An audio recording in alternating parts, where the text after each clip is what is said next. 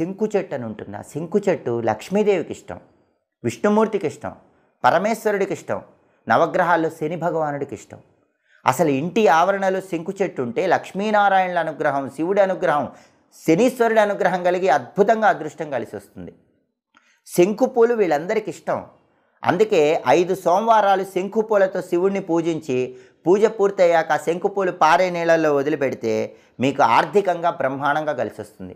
మంగళవారం ఆంజనేయ స్వామిని శంకు పూలతో పూజిస్తే వ్యాపార పరంగా బ్రహ్మాండమైన అభివృద్ధి ఏర్పడుతుంది. బుధవారం విష్ణుమూర్తిని శంకుపూలతో పూజిస్తే వ్యాపారం, ఉద్యోగంలో తిరుగులేని విజయాలు వస్తాయి. అలాగే శనివారం నవగ్రహాల దగ్గరికి వెళ్ళి శని విగ్రహం దగ్గర శంకుపూలు పెట్టొస్తే జాతకంలో శని బలం లేకపోయినా బ్రహ్మాండంగా శని బలం పెరుగుతుంది. కాబట్టి శంకు పూలకు అంత శక్తి ఉంటుంది. శంకు చెట్టుకి అంతటి ప్రత్యేకత ఉంది. ఇంటి ఆవరణలో శంకు చెట్టు పెంచిన, శంకు పూలతో పూజ చేసిన అద్భుతమైన విజయాలు సిద్ధింపజేసుకోవచ్చు.